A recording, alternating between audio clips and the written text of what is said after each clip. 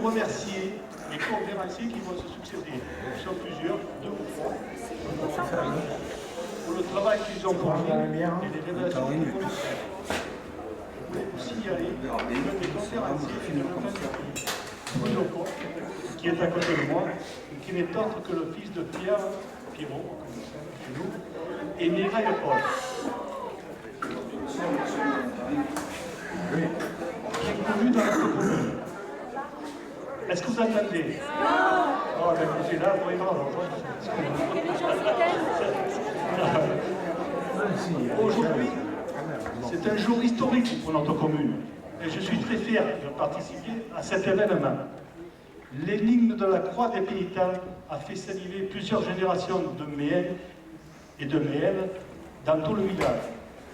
C'est mieux, vous avez déclenché? Oui, oui. J'ai perdu. Et c'est avec impatience que nous attendons les résultats que nos chercheurs vont nous donner. Certes, la légende des pénitents risque d'être écornée selon les révélations, car la croix en bois qui était selon la légende, la croix du prieur du domaine de Péronne, enfin, le résultat dans quelques instants. Tout simplement.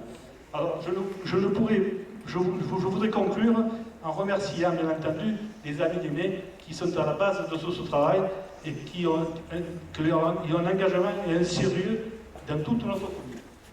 Messieurs, dames, je passe la parole à Henri Joannet, qui est notre président de la commune.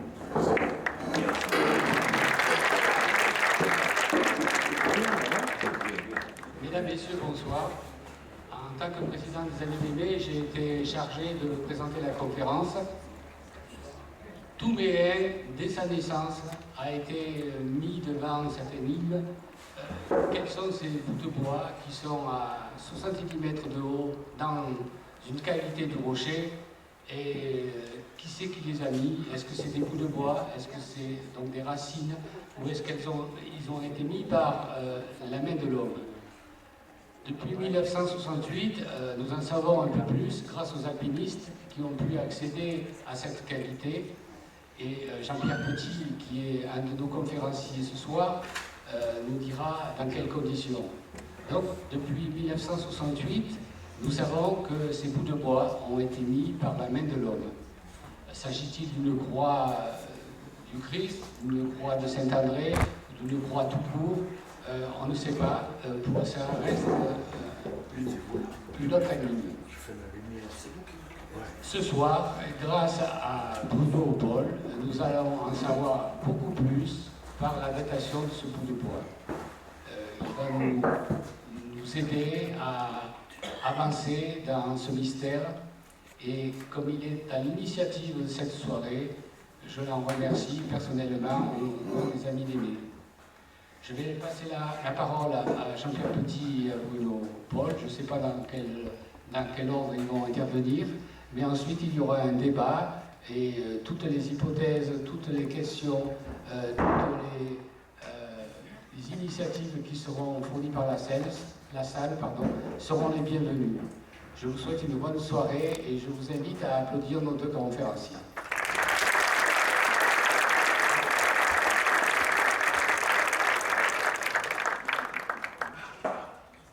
Non, je pense que c'est vous qui allez. Bon, mais on va peut-être monter. Est-ce que vous pouvez éteindre les lumières? Non, on voit mieux. Voilà.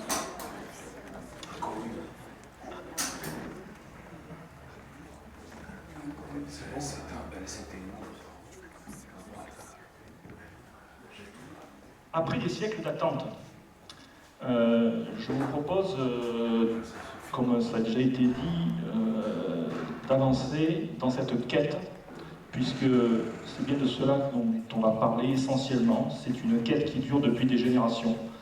Et ce soir, on va avancer d'un pas, mais on n'arrivera pas au bout. Et donc ce qu'on voudrait, c'est vous passer le relais, de manière à pouvoir continuer sur ce qu'on a commencé. Je voudrais tout d'abord remercier pour l'immense honneur que nous fait le docteur Petit d'être présent ici, à 2 titres.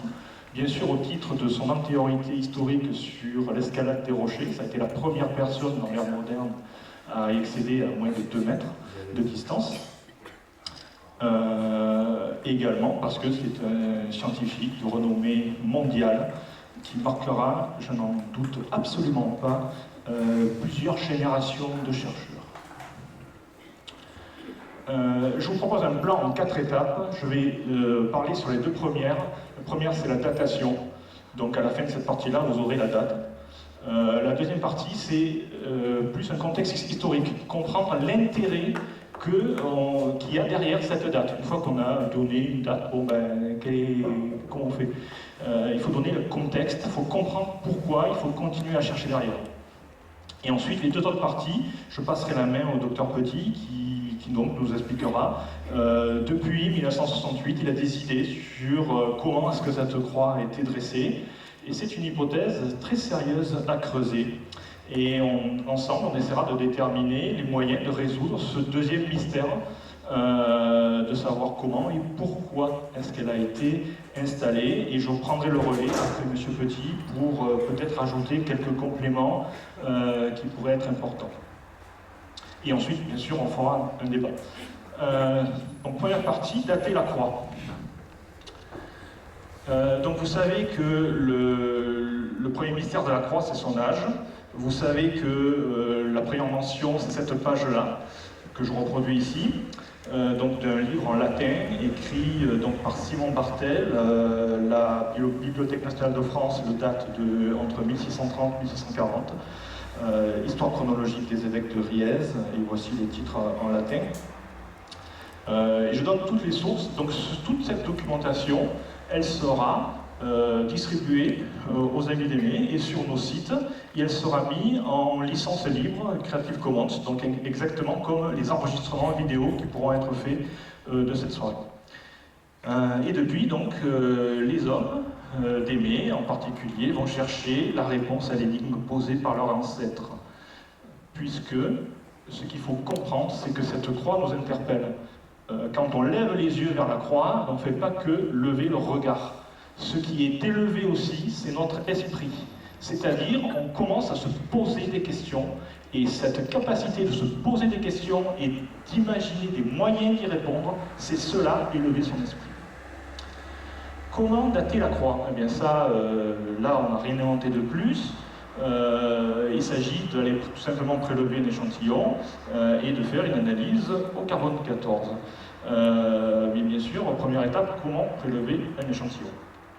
Eh bien, donc il y a eu des tentatives diverses au cours des siècles qui ont toutes échoué.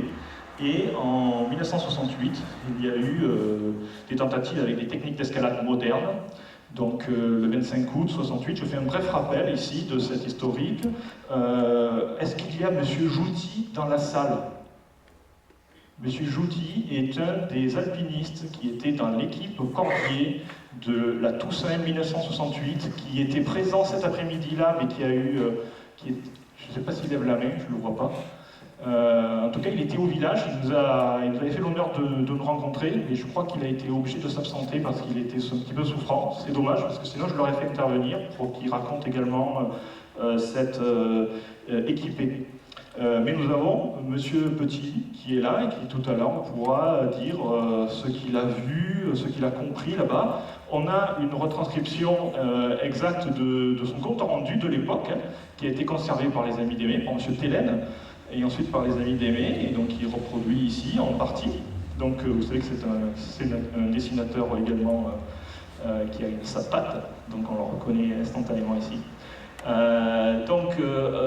En première tentative, et finalement en octobre 68, vous avez, après 2 jours d'efforts, en novembre à la Toussaint, M. Jouty, M. Cordier va arriver à toucher la croix et à ramener au sol un échantillon dont voici ici un des morceaux qui a été conservé depuis cette date par les amis d'Aimé, qui est passé de tiroir en étagère et pour lequel on a sollicité l'association des amis d'Aimé au moment de faire cette datation et qui nous a été remis après quelques péripéties. Prélèvement de ces morceaux, c'est important parce que c'est toute la chaîne de traçabilité entre la croix elle-même, la ronde dans les rochers, et ce morceau-là que vous voyez, et ce qui a été analysé. Donc il ne faut pas qu'il y ait de tour de passe-passe quelque part, qui puisse imaginer que finalement la date qu'on obtient, c'est pas celle du bois qui est là-haut. Donc il faut être très rigoureux sur chacune des étapes de cette transmission. C'est bien également ce témoin-là qui a été transmis de génération en génération depuis 1968. C'est intéressant puisque une des morceaux qui a été prélevé par l'équipe Cordier, il y avait un technicien du CEA dans l'équipe, M. Claude Deck, qui a essayé de la faire analyser par un laboratoire au CEA de Saclay et qui ont échoué puisque les techniques de l'époque de datation par radiométrie, LSC, ont nécessité des grosses quantités de matière, au moins de l'ordre de 50 grammes de matière sèche et qui n'était pas suffisant dans l'échantillon prélevé. Donc voici des gros plans de la croix. Vous retrouvez dans le bulletin des Amis d'Aimé qui a été publié cette année une photo exactement celle-ci, montée mieux que cela. Je l'ai vu tout à l'heure dans le bulletin. On voit ici les impacts des balles. Ici, ça, ce sont des impacts de balles, donc des gros morceaux qu'il ne faut pas confondre avec les trous d'insectes qu'on peut voir, qui sont minuscules et qu'on peut voir sur cet échantillon-là, que vous pourrez peut-être consulter tout à l'heure à la fin. Voilà, déjà la presse à l'époque parlait de cet exploit. Ce qui est important, c'est donc le témoignage de Claude Deck qui dit qu'effectivement il a confié cet échantillon au CEA de Saclay, qu'ils n'ont pas réussi à faire cette analyse. 2014, la quête va rebondir. Je me suis intéressé à cette question-là parce que j'ai la conviction que cette croix-là, c'est d'abord, je vous l'ai dit, mais c'est vraiment l'essence même de la tenue de cette conférence, c'est le passage d'un témoin entre les générations. Cette croix-là, c'est un défi qui est lancé aux générations futures. Et c'est à nous de mettre en œuvre tous les moyens possibles pour répondre à ce défi. L'escalade donc avait réussi en 1968 et pas avant parce que les techniques d'escalade elles-mêmes avaient progressé. D'ailleurs, si vous regardez le travail très précis mentionné par les Amis d'Aimé, on voit bien qu'il y a des techniques très particulières qui ont été employées en 1968. Il y a des pitons spéciaux qui ont été forgés dans le village pour permettre cette escalade finale. Et du coup, je me suis posé des questions sur les techniques d'analyse des rapports isotopiques du carbone. Est-ce qu'elles ont progressé depuis 1968? Alors j'ai appris tout à l'heure par le président des Amis d'Aimé qu'il y avait d'autres contacts qui avaient été pris avec des laboratoires au tout début des années 80 à Lyon.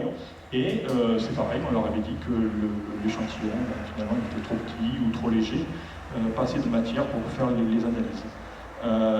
Mais il s'est passé des choses depuis déjà 1968, et notamment les proportions donc, des différents isotopes du carbone, 12, 13, 14, peuvent être mesurées directement par spectrométrie de masse. Donc ça s'appelle la technique AMS, une spectrométrie de masse accélérée, où c'est un cyclotron qui est représenté sur la photo ici, monté en tandem avec un accélérateur électrostatique sous 2 millions de volts. Les premiers travaux sur cette spectrométrie de masse ont eu lieu en 1977, et la première application dans le domaine de l'archéologie et donc de la datation, enfin de la mesure du carbone 14 et ensuite donc à sa datation de l'échantillon remonte en 1994. C'est pour ça que le laboratoire en 1980 à Lyon était incapable de mener des investigations supplémentaires. Il s'est déterminé que du fait de mes connaissances en technique analytique, chimique, et également, puisque j'ai la très grande chance d'être l'époux du docteur Molina, qui est la directrice du laboratoire national de dépistage du dopage, AFLD, donc qui est un des laboratoires les plus en pointe dans le monde dans l'analyse des traces, notamment par spectrométrie de masse. J'ai commencé à discuter sur des possibilités d'appliquer cette spectrométrie de masse aux traces de carbone 14. Donc là, j'ai vu les difficultés qu'il y avait à se lancer dans ces techniques-là, même par des experts de ce domaine. Et du coup, j'ai cherché s'il y avait un autre laboratoire qui pouvait faire ce type d'analyse. Et c'est là où j'ai compris que l'archéologie avait beaucoup évolué, puisqu'il y avait effectivement ces techniques-là qui devenaient tout à fait répandues depuis la fin des années 90. Et encore mieux que ça, j'ai trouvé un laboratoire qui est le leader mondial du domaine, qui s'appelle donc Beta Analytic, qui est un laboratoire américain et qui fait des analyses en qualité de service. C'est-à-dire que vous pouvez aller le voir, n'importe qui. Ce ne sont pas des laboratoires de recherche confinés à l'intérieur d'une université difficile d'accès. Vous pouvez le contacter pour n'importe quelle analyse dont ils ont la spécialité. Et en plus, ils ont une maîtrise des standards et de la métrologie appliquée à ces mesures-là. Ça, c'est extrêmement important et c'est notamment un des apports que j'ai eu avec mes entretiens avec le docteur Molina. Donc, c'est les certifications ISO qui garantissent la traçabilité exacte qu'on peut prouver entre le moment où un laboratoire reçoit un échantillon, le moment où il le stocke, le moment où il est ouvert, le moment où il est manipulé, le moment où il est analysé, le moment où le rapport d'analyse est effectué. Et au moment où ce rapport-là, il est transmis. Il n'y a aucune erreur dans toute cette chaîne-là, parce qu'il y a des procédures qui sont mises en œuvre pour vérifier ça, et tout peut être prouvé a posteriori sur toute la chaîne de traçabilité. C'est pour ça que je suis certain ce soir de pouvoir vous dire que oui, le bois qui est là-haut, c'est le bois qu'il y a ici devant vous, et ce bois qu'il y a ici devant vous, eh bien, c'est celui que j'ai fait analyser, je vais vous le montrer en photo. Donc je leur ai demandé un devis. Ce devis-là, vous le voyez, c'était 500 € plus des frais bancaires, autour de 550 €. On monte un plan de financement avec ma famille, parents, frères et épouse, et on se lance. Donc on revient au départ, obtenir un échantillon. Donc c'est là où j'arrive à récupérer, grâce à mon père et grâce au maintien de ce témoignage au cours des générations par l'association des Amis d'Émile, que je remercie encore une fois. Sinon, nous ne serions pas là ce soir. Ils ont conservé ces échantillons et ils ont été capables de nous le retransmettre au moment opportun. Donc, je salue encore une fois M. Hélène qui a disparu, bien se trouvant exactement au moment où on cherchait à obtenir cet échantillon. Coïncidence ou pas, donc je suis en contact avec le docteur Petit depuis plusieurs années, et il se trouve que c'est l'une des très rares personnes vivantes à avoir touché la croix dans les rochers. Donc nous allons le solliciter pour l'expertise visuelle, parce que nous avons plusieurs échantillons et nous avons le budget pour une seule analyse. Donc il identifie visuellement un des fragments, et c'est celui-là donc c'est celui que je vous ai emmené ce soir, c'est celui que je découpe ici, c'est celui que je mets dans cette boîte-là, et c'est celui qui est reçu. Donc ça, ce sont des photos envoyées par le laboratoire qu'il a reçues à Miami. Donc c'est ce petit échantillon-là. Il subit un pré-traitement qui permet de sortir uniquement la lignine interne du bois. Donc toutes les dépôts qui peuvent être en surface, etc. sont entièrement éliminés. Donc il y a une qualité de la mesure qui est à l'état de l'art au niveau mondial. Donc là en haut, c'est la photo quand je l'ai envoyée à la poste d'Aimé, bien sûr. Ça ne pouvait pas être ailleurs. Et donc les résultats d'analyse me sont communiqués le 6 décembre 2014. Et voici ce que j'ai trouvé. La date, de manière simple, c'est l'an 885, il y a donc 1130 ans. De manière...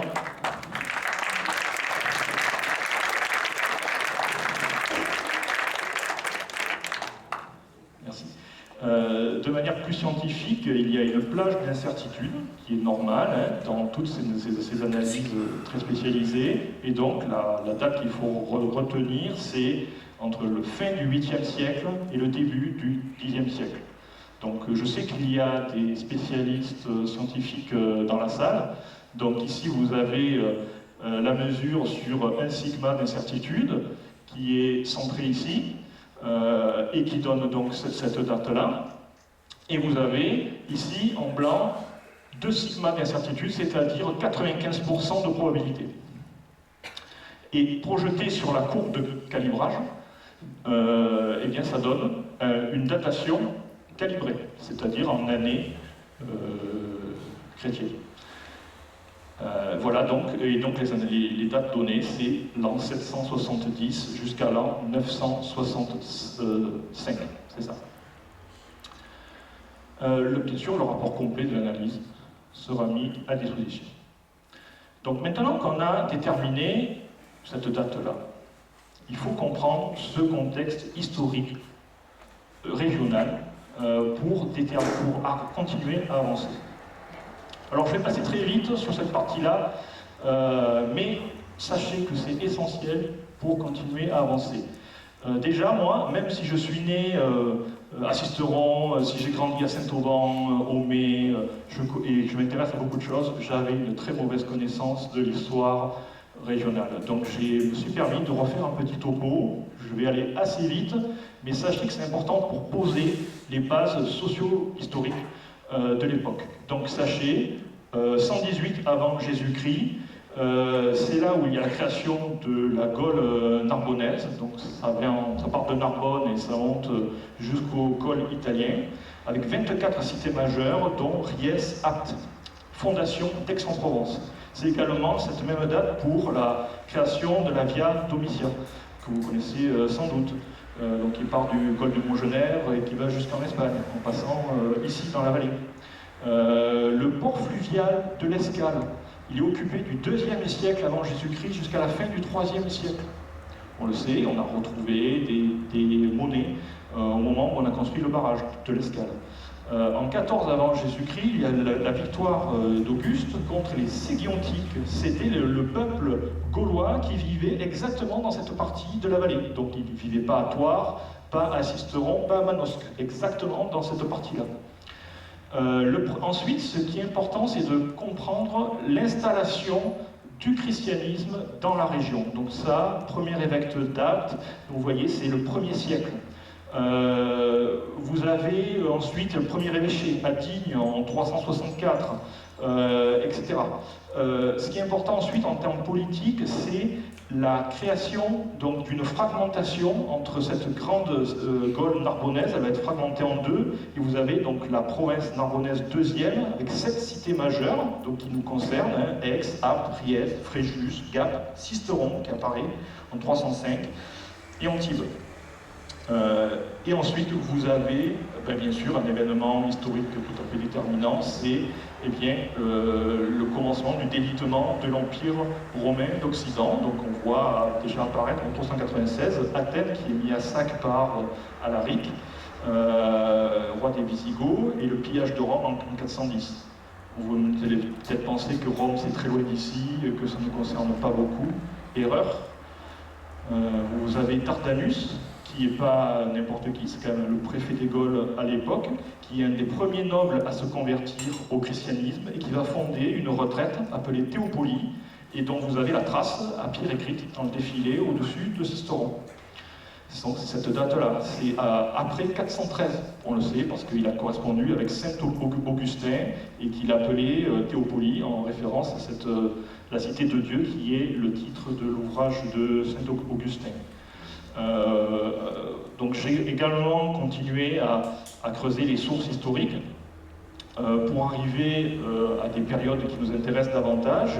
Donc la chute de l'Empire romain d'Occident, en 476, et le début des royaumes barbares, on va les appeler comme ça. Donc après l'Antiquité, on est au Haut Moyen-Âge, puisque donc, on a quitté l'Antiquité à la fin de la chute de l'Empire romain. Et donc là, on va avoir la Burgondie, qui est représentée ici, en orange foncé.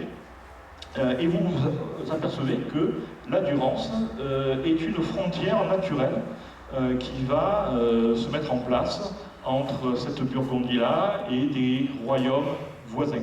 Donc vous avez le royaume ostrogoth qui est ici, qui va créer un duché ici en Provence. Et vous avez au nord de la Burgondie, eh bien, les Francs qui vont commencer à développer eux-mêmes leur empire. Vous avez, ce qui est important, à partir de 712, la chute du royaume wisigoth d'Espagne. Pourquoi c'est important? Parce que ces Wisigoths-là sont remplacés par des Sarrasins. Et vous savez qu'ensuite, vous avez des invasions sarrasines qui sont venues dès 716. Ils dépassent les Pyrénées, ils arrivent en Gaule narbonnaise, ils prennent Narbonne en 719 et ils commencent à remonter. Donc ils sont à Toulouse en 721, ils sont vaincus ensuite, bien sûr, en 732, vous le savez, près de Tours, par Charles Martel, mais ce qu'on le sait moins, c'est qu'ils sont vaincus en 739 à Avignon, par le même Charles Martel, qui ensuite va, quelques années plus tard, libérer les quelques forteresses qui étaient encore des nids de résistance sarrasine en Provence. En 759, donc, Pépin le Bref, lui, il arrive à repousser les Sarrasins jusque derrière les Pyrénées, puisqu'il va reprendre Narbonne. Donc ce qu'il faut comprendre, c'est qu'ensuite, cette partie-là de la Provence, vous voyez qu'elle est à l'intersection de deux grands royaumes, le royaume ostrogoth, qui se trouve sur toute la péninsule italienne, et le royaume franc. Et vous allez avoir, exactement à la période qui nous intéresse, le 9e siècle, une alternance de passage où cette zone-là, ce territoire-là, il est donné à l'un, il est donné à l'autre, et ça devient des marches d'empire un peu lointaines, ce qui veut dire avec une très forte autonomie politique dans la région, ce qui veut dire aussi peu de défense, ce qui veut dire qu'il n'y a pas eu de grands cités qui se sont bâties, il n'y a pas eu de grands commerces qui se sont développés, et c'est pourquoi, dans cette période-là, il existe encore très peu de vestiges. C'est pourquoi la croix que nous avons ici, au village, c'est l'un des rares témoignages de cette époque-là, et nous pouvons être fiers donc de cela, et ça nous encourage à creuser davantage. Ce qui est important, c'est de comprendre que les Sarrasins sont venus, Charles Martel, tout ça, les a repoussés. On n'en parle plus, erreur. Ils reviennent à partir de 813. Et ils ne reviennent pas du tout par les Pyrénées cette fois, puisqu'ils avaient la maîtrise maritime. Vous savez que les Francs, on ne parle pas beaucoup, vous n'avez pas de dracard, les Francs. Donc, ce n'est pas un peuple marin. Par contre, les Sarrasins, oui. C'est les Sarrasins qui venaient du Maroc, les Omeyyades.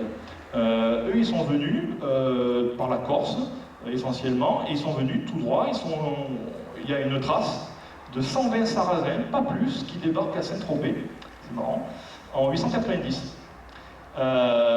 Et donc ils vont lancer là des raids, parce que cette région-là, vous avez compris que donc elle est très peu défendue, et donc vous arrivez avec 120 hommes des guerriers, forcément vous faites la place vide devant vous, et donc ils vont vivre de pillage et de rapines. Donc vous avez Apt pillé en 896, et ainsi de suite, petit à petit, ils vont remonter dans le Haut-Var et dans la Haute-Provence, du côté d'Entrevaux, etc. Ils vont arriver donc à Senez, Riez, Manosque, le couvent de Lure, Sisteron en 911, 916 dans le Dévoluy, etc. etc. Ce qui est important derrière, bien sûr, ces dates-là, c'est que ce contexte historique, ça correspond à la date déterminée pour l'installation de la croix. Donc, la légende locale, rappelez-vous, elle fait quand même un lien entre les Sarrasins et la croix. Finalement, on peut se dire que la personne qui a rédigé cette légende, je crois que c'est en 1800 et quelques, finalement, il a dû écouter des gens du village qui eux-mêmes, d'oreille en oreille, de génération en génération, s'étaient retransmis certaines choses.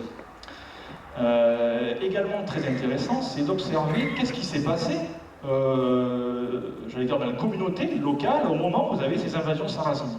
Ces Sarrasins, ils cherchent juste à piller, donc à ramasser des richesses. Où se trouvent les richesses dans la région, pas que dans la région, mais dans les autres régions, essentiellement dans les lieux de culte. Les lieux de culte, vous savez, donc depuis quelques minutes, la christianisation a progressé, donc bien sûr ce sont des églises, des chapelles, Et donc, qu'est-ce qu'il y avait dans ces églises et ces chapelles comme richesse? Des reliques. Et donc les reliques, on a des traces historiques comme quoi beaucoup de ces reliques vont être cachées, vont être déplacées, vont être emmurées de manière à les soustraire aux pierres. Par exemple, je tiens à vous citer cette anecdote, Saint-Donat, qui est un saint local extrêmement célèbre d'en face, dans la vallée d'en face, dans le vallon d'en face. Eh bien, ses propres reliques ont été déplacées donc vers 747, confiées aux habitants de Sisteron, qui eux-mêmes les remettent à l'évêque de Grenoble et qui lui va se déplacer et va aller dans un village qui aujourd'hui s'appelle Saint-Donat sur l'Herbasse et qui avant s'appelait Jovinzieux et qui était un village dédié à Jupiter. Donc ces reliques sont mises à l'abri.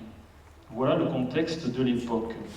Je vais maintenant passer la parole au docteur Petit qui va maintenant nous intéresser sur comment est-ce que cette croix finalement a-t-elle été dressée. Bon, d'abord, je remercie beaucoup Bruno pour son exposé. J'ai appris plein de choses, comme vous sans doute. C'était très bien exposé, je trouve. C'était très intéressant. Bon, s'agissant maintenant, alors je crois qu'il faut utiliser ce bouton là, pour passer d'une image à l'autre. Voilà, c'est ça. Voilà. Ici, voilà, c'est ça. Bon, d'accord. Bon, alors, c'est tout. Oui, c'est plus simple, parce que comme ça, ça va mieux me repérer. Voilà. Moi, je ne veux pas être très long, ne vous inquiétez pas. Voilà.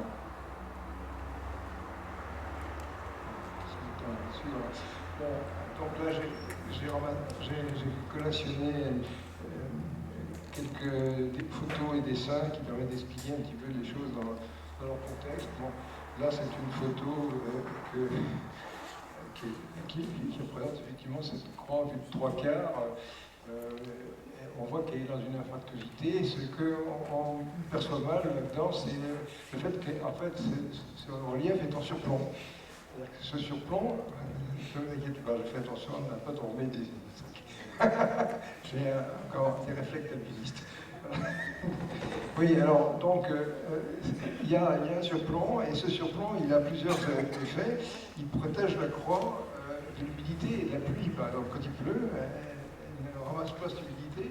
En plus, comme elle est quand même assez haut, à 65-70 mètres, eh bien, elle est à l'abri des brumes matinales, quoi, donc de cette haute humidité qui vient du sol. Puis ensuite, je suppose que une situation particulière fait qu'elle a été mise un peu à l'abri des parasites, de ce qui peut manger le bois dans une charpente d'église ou un truc comme ça. Donc, chose curieuse, elle était toujours en place. Et voilà ce qui s'est passé à l'époque, c'est-à-dire que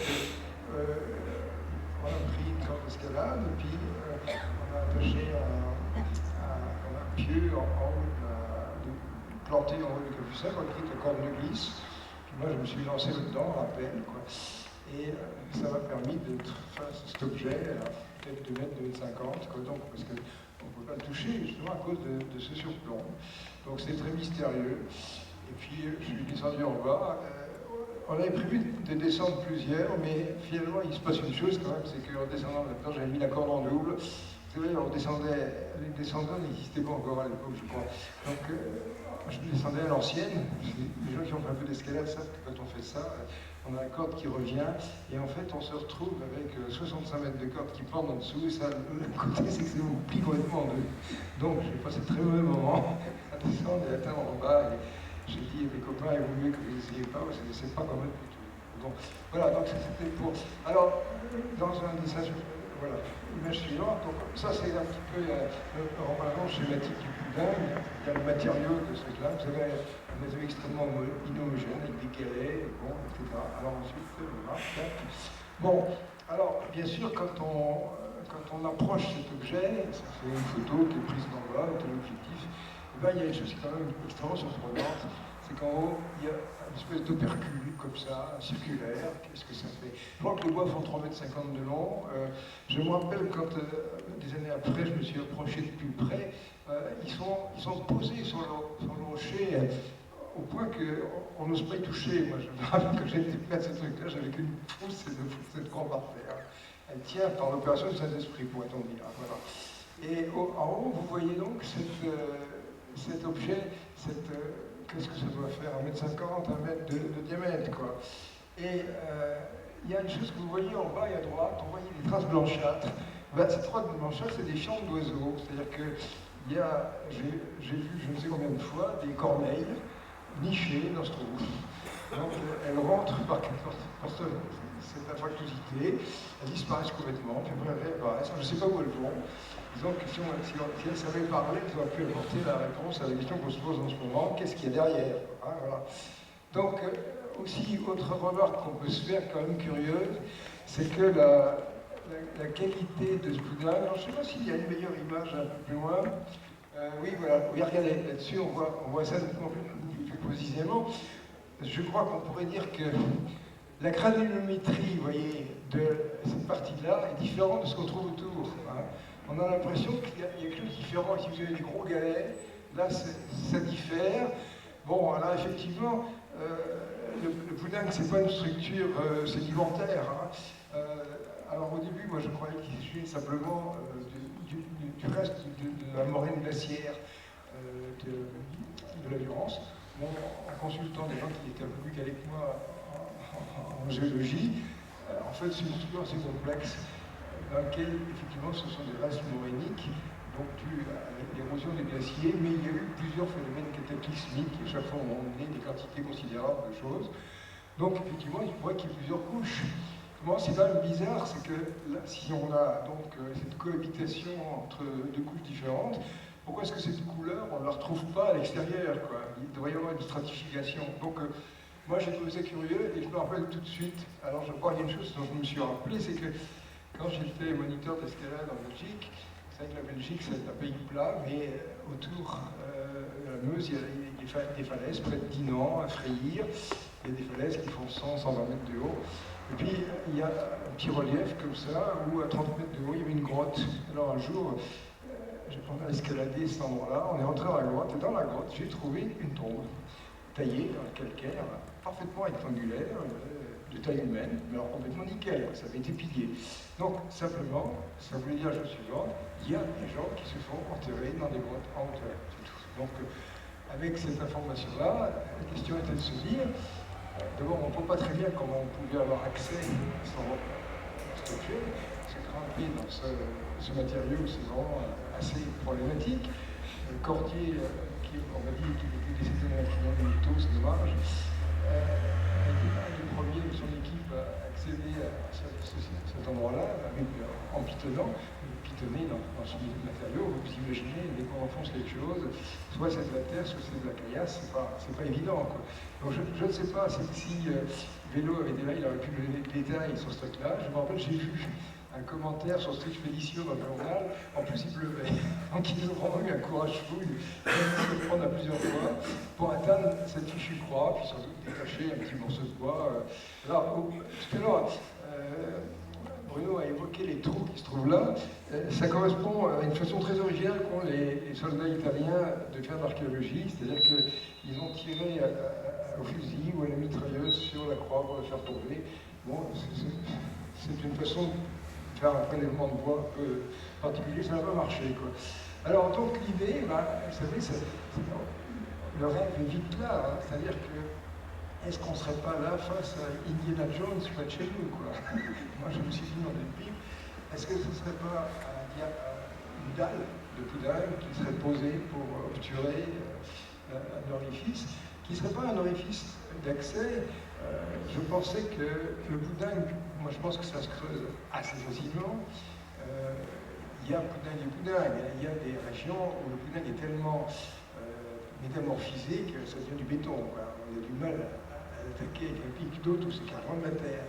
Je ne sais pas, vous savez, quand on voit ce truc-là, on a l'impression que quand on prend les galets, ils vont rester en avant. C'est d'ailleurs ce qui se passait, j'avais trouvé que c'était très très résistant. Donc en imaginant cette résistance à l'avancement, ma foi, quelqu'un avec un pic va pouvoir avancer et faire un chemin assez important là-dedans. Et donc, à ce moment-là, pourquoi est-ce qu'il ne s'agirait pas soit d'une tombe, soit d'un lieu pour cacher des reliques, ce que on a dit tout à l'heure. Donc, il y a aussi cette idée de la tombe, c'est que la meilleure façon de se faire enterrer, vous savez qu'à cette époque chrétienne, il y avait le jugement dernier, donc se faire enterrer c'est très gentil, mais après il y a le jugement dernier, il faut que l'ange qui vient chercher tous les êtres humains vous trouve. Donc si on a enterré qu'il n'y a pas de signe, ça ne va pas. Donc il faut se faire enterrer, mais il faut dire quelque chose pour dire coucou, je suis là. Donc il ne vous oublie pas. Alors c'est l'aspect tombe, l'aspect, comment dire, endroit pour cacher des reliques. Et là, après, l'accès se ferait peut-être par l'autre versant du massif. Hein. Et évidemment, tout de suite, dès qu'on a eu le nez là-dessus, on a pensé à ça. Imaginons quelqu'un qui creuse une galerie, parce qu'à l'époque, on savait très bien se repérer, faire des trucs. Sans ça, regardez les Égyptiens, tous ces gens-là, tous les gens qui creusaient des trucs, on savait très bien faire pour arriver pile poil au centimètre près, au bon voulu. Donc, quelle est la meilleure solution pour cacher l'endroit d'où part ce tunnel? C'est de mettre une chapelle dessus. Et évidemment, on peut penser à la chapelle Saint-Roch, qui était à 250 mètres, quoi, qui est peut-être une des clés du mystère. Et à ce moment-là, vous savez, cette séance, c'est peut-être passionnant parce que pour certains qui ne connaissent pas, on leur fait découvrir des choses qui font rêver, quoi. Mais ça doit être un commencement. Disons que ce qui manque dans la salle, c'est les archéologues. Et là, il faudra absolument que les responsables locaux, que ce soit les amis d'Aimé, la municipalité ou peut-être le conseil régional, etc., prennent ça en main et fassent une demande auprès des gens qui sont mandatés pour faire de la recherche archéologique là-dedans, avec évidemment deux accès, soit par cet endroit-là lui-même, soit alors en cherchant éventuellement l'entrée d'un tunnel qui pourrait mener à un sanctuaire, un lieu, une tombe, etc. Ça c'est passionnant. Moi, je sais que j'ai amené sur place une fois ou deux des archéologues qui, lorsqu'ils ont vu le site, m'ont dit immédiatement qu'ils étaient beaucoup plus intéressés par des choses qui étaient au bord du sol. Parce qu'il nous faut absolument des archéologues qui n'aient pas le vertige, parce que 65 mètres, c'est quand même assez vertigineux. Voilà. Alors, donc, là, on a vu un petit peu, vous voyez, on voit nettement les déjections de réseau à droite, hein, avec la flèche, ça ne peut pas se louper. Qu'est-ce qu'il y a après? Voyons voir. Bon, alors, mystère, qu'est-ce qu'il peut y avoir là-dedans? Donc, là-dedans, vous avez le dessin qu'a fait Bruno, avec la localisation de l'église Saint-Roch, puis la localisation, bon, il y aurait un tunnel qui ferait 250 mètres, c'est pas du tout impossible. Alors, 250 mètres, et pourquoi ce trou? Peut-être, moi je pense une chose quand même, c'est que si on doit mettre des reliques, c'est pas la peine de faire un trou à l'extérieur. Par contre, si on doit monter un sarcophage, ça correspond bien à la taille, hein, je veux dire, au point de vue largeur. Donc, autrement dit, une fois que ce truc-là a été ménagé, eh bien, on peut faire monter ce sarcophage en falaise avec des cordes et le faire rentrer dans cet endroit. Et après, une fois que c'est fini, alors voilà, sur l'image suivante, la localisation, on voit une chose assez intéressante, c'est que cette église Saint-Roch, elle est adossée au Poulenc, elle n'est pas posée dessus, elle est contre. Hein. Donc, le dessin est là et effectivement, c'est passionnant. Maintenant, je crois que Bruno parlait du volume de déblai qui correspond au creusement d'un tunnel de genre. Devant un tunnel comme celui-ci, si justement on a un objet volumineux à faire rentrer dans cette salle et qu'on le fait rentrer par la falaise, un trou d'homme suffit. Et un trou d'homme, c'est 70 cm de large, c'est tout petit, quoi. Donc ça se creuse relativement facilement, c'est peut-être beaucoup plus petit que ça, qui est un peu presque à hauteur humaine. Ensuite, s'agissant des déblais, je ne sais pas avec quoi a été construite l'église Saint-Roch, mais peut-être que, je crois qu'avec les débris de Poulenc, on fait un ciment très convenable, non? Hein, bon, voilà. Bon, alors, l'image suivante. Alors, l'image suivante, vous voyez, j'avais illustré un petit peu. À gauche, vous voyez effectivement que quand on descend à rappel, on est carrément en surplomb. Image du milieu, point d'interrogation.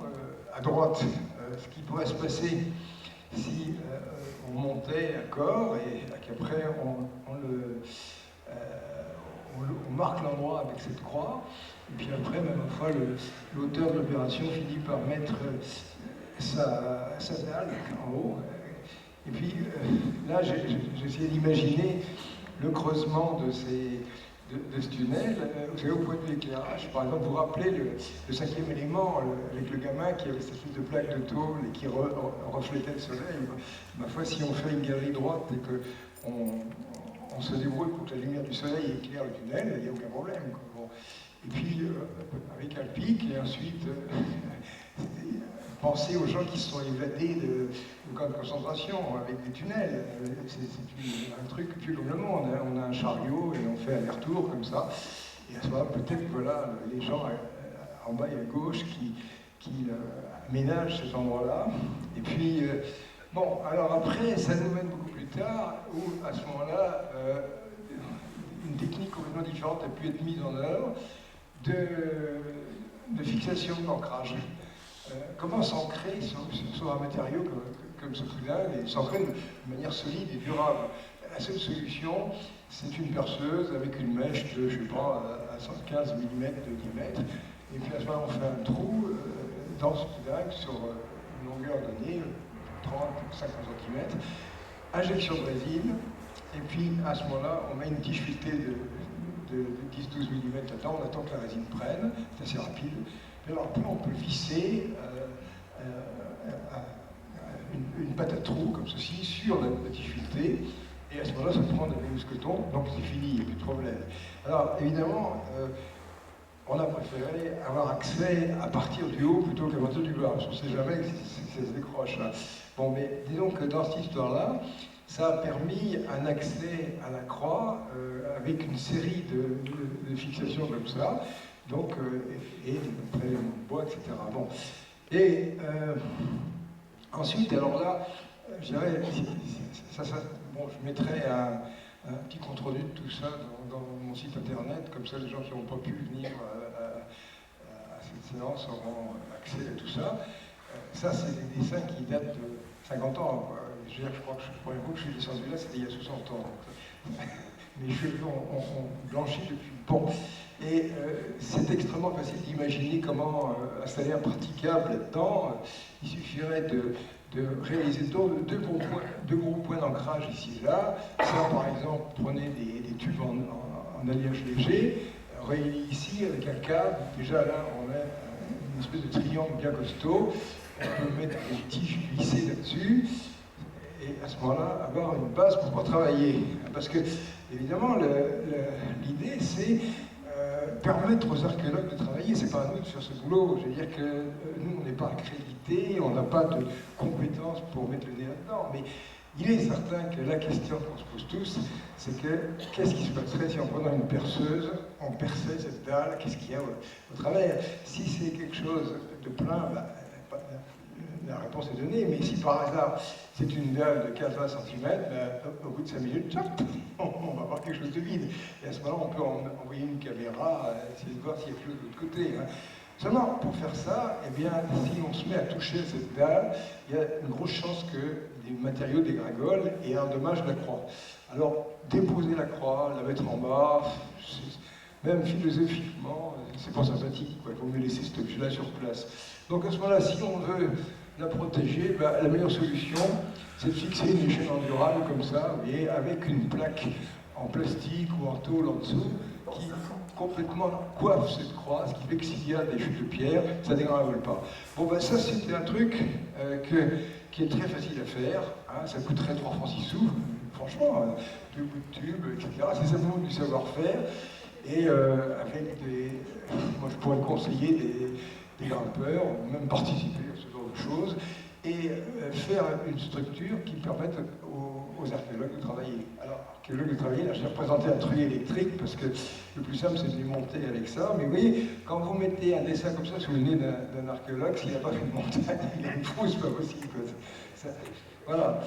Alors, là, j'ai représenté le brave gars sur son échelle, avec la croix en dessous qui est protégée, et puis qu'est-ce qui se passe si...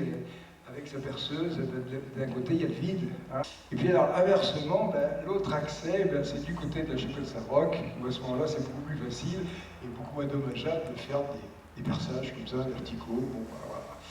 Là on sait pas ce que ça peut donner. Voilà, écoutez, vous avez fait le tour, j'ai fait le tour de la question. Je vais repasser la parole à Bruno. Je crois que je dis à peu près tout ce que je pensais là-dessus. Au point de vue géologique, oui, il y a comme ce côté étrange que la granularité et la couleur soient vraiment différentes, et on ne trouve pas ça à l'extérieur. Bon, Renaud, je crois qu'il parle beaucoup mieux que moi, je te demande de...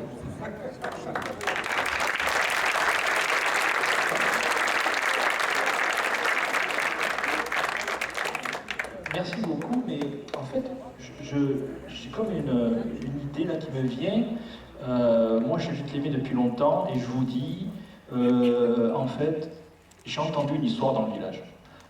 Pas plus tard que la semaine dernière, encore on me l'a raconté,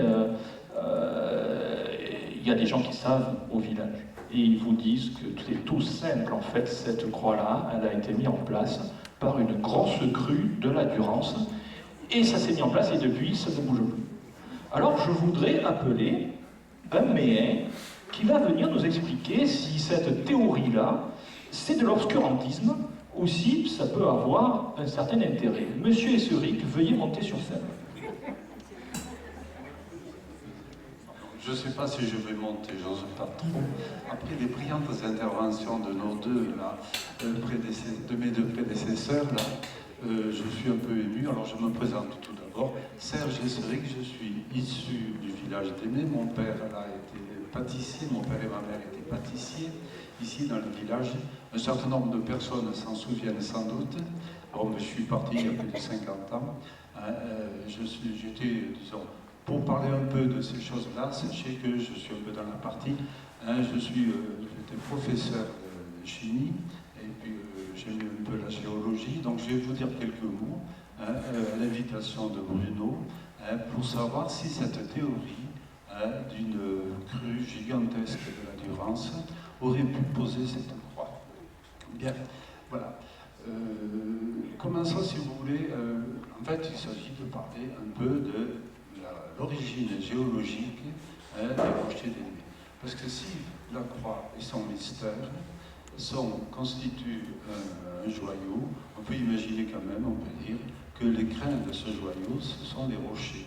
Les rochers en eux-mêmes représentent quand même quelque chose de tout à fait exceptionnel. Cette formation géologique a intrigué beaucoup de monde et continue à le faire. Donc en quelques mots, je vais essayer modestement de tracer l'histoire géologique de ces rochers.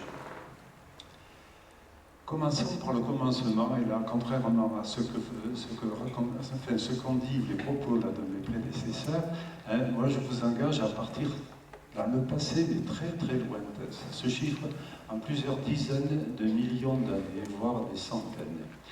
Alors à l'origine, je vais être bref, parce que c'est une histoire géologique extraordinairement compliquée, et ce qui se passe ici, dans notre département, et plus particulièrement en Mai, mérite la plus grande attention. Les informations que je vais vous donner, communiquer, c'est pour moi qui les ai collectées, je dois avouer, enfin je dois dire que c'est issu de cours qui ont été donnés par un professeur de géologie de la faculté de Montpellier, qui s'appelle Monsieur Labonne, et qui amène très régulièrement, toutes les années, ses étudiants qui s'intéressent à la géologie du quartier. Alors, commençons. Tout au début, je parle il y a très très longtemps, il y avait un continent unique sur la planète, sur la Terre, qui s'appelait la Pangée. Il y a une centaine de millions d'années, 100 à 150 millions d'années, ce continent unique a subi une déchirure qui est passée tout près de chez nous, pratiquement, ici au Mai, pratiquement, une déchirure qui l'a coupé en deux. Alors à la partie nord, il y a eu cette Pangée a donné la Laurentia, et la partie sud, le Gondwana. Entre les deux, la mer s'est précipitée, ça a donné l'océan, dont vous avez sans doute entendu parler, un océan de légende, la Thétis. Ensuite, la partie nord s'est elle-même fragmentée pour donner l'Asie et l'Europe, et d'un côté, de l'autre, par le creusement, une autre déchirure qui a donné naissance à l'océan Atlantique, est parti vers de nouvelles aventures, tout un morceau, le morceau ouest, qui est allé créer l'Amérique du Nord. La Thétis grandissait. Dans la Thétis, il y a eu deux fragments qui se sont détachés. l'un appelé pardon, le Gondwana qui a donné oui, non, au-delà. Il y a eu 2 morceaux, 2 grandes îles qui se sont détachées et qui ensuite se sont promenés dans la Tétis et qui sont venus taper, voilà, Apulie et Ibérie. Apulie et Ibérie. Ces 2 morceaux-là se sont détachés, se sont promenés dans la Tétis et ils sont revenus, grâce, disons, à la tectonique des plaques, par la migration des continents, sont venus taper fortement le continent, l'endroit où il y a actuellement la France. D'un côté, c'est l'Apulie, qui, en tapant très fort et en poussant très fort, a donné naissance aux Alpes. Et de l'autre côté, c'est l'Ibérie, qui a tapé donc, du côté sud, pour donner naissance aux Pyrénées. Et il se trouve que ici, au milieu, dans la région, nous sommes en fait au confluent de 2 glissements. Nous sommes autant, on peut dire, dans les Pyrénées ici, dans les Pyrénées que dans les Alpes. C'est tout à fait surprenant, mais c'est comme ça. En particulier, Lure, oui, la montagne de Lure, enfin disons des monts par ici, là, sont des glissements provençaux pyrénéens, alors qu'un peu plus haut, là, ce sont des plissements, du côté de Digne, ce sont des plissements de type alpin. Il y a quand même quelques milliers d'années de différence entre les deux. Ils n'étaient pas vraiment simultanés, ils sont venus les uns après les autres. Bien. Alors, qu'est-ce qui va se passer? Le plissement le plus important, avec chevauchement, c'est celui de la nappe de Digne, qui est venue donc de l'Est, qui correspondait à la Pulie, qui était poussée fortement par le continent africain, et qui a déclenché la croissance des Alpes. En déclenchant la croissance des Alpes, en poussant donc très fort, il s'est trouvé que de hautes montagnes, de grosses montagnes sont apparues, tout à fait là, derrière la nappe de Digne. Alors, je parle du cerf de Mondelier, je parle du Giran, je parle de toutes ces grosses montagnes qui sont là derrière. Et ces grosses montagnes, en poussant, en montant, ont, par leur poids, appuyé sur l'avant-pays, et l'avant-pays, c'est-à-dire ce qui était devant, ce qui précédait, l'avant-pays s'est progressivement enfoncé. En s'enfonçant, il a créé ce qu'on appelle un bassin. Et c'est là que interviennent la paléodurance et la paléoasse. Paléodurance et paléoasse, vous reconnaissez la durance et l'asse, ont charrié dans ce bassin toutes sortes de pierres roulées avec des dépôts d'argile pour combler ce bassin, et ça a donné cette formation géologique tout à fait particulière qui s'appelle le plateau de Valensole. Le plateau de Valensole ne se limite pas à ce que l'on connaît aujourd'hui. Ça allait pratiquement jusqu'à Digne, ça allait au-delà de l'Escale, presque à Sisteron. Donc voilà la formation de ce plateau. Et il y a certains endroits où, pour des raisons que j'ignore, tout à l'heure il a été fait allusion à la complexité du matériau conglomérat qu'on appelle poudingue, qui est donc un mélange de pierres roulées et d'argile, sachant que les argiles sont des silicos, enfin je parle là comme un chimiste, mais enfin, ce sont des silico-aluminates complexes, à la structure vraiment très compliquée, et qui peuvent contenir en plus toutes sortes de minéraux, de l'aluminium bien entendu, c'est un silico-aluminate qui joue un rôle important, mais également du fer, également du magnésium, et toutes sortes de choses, et même des cristaux de quartz à l'intérieur. Donc, à certains endroits, il faut bien voir, on le constate maintenant, que ce poudingue est devenu beaucoup plus dur qu'ailleurs. Et à ce moment-là, lorsque l'érosion fait son travail, et lorsqu'en particulier sur le côté est du plateau de Valensole se crée une faille qu'on appelle la faille durancienne, avec la durance qui coule, qui s'enfonce progressivement, on conçoit très bien que ce versant du plateau de Valensole dégage progressivement ce que l'on trouve actuellement comme étant les rochers des mers. Alors, pour répondre à la question qui était posée, est-ce qu'on peut imaginer qu'une crue de la Durance ait pu aller mettre 2 racines ou 2 arbres dans cette alvéole-là?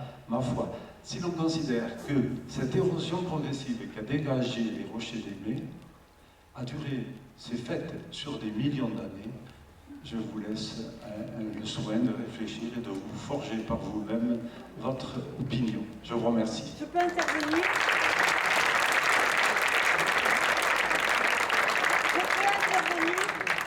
Merci Serge.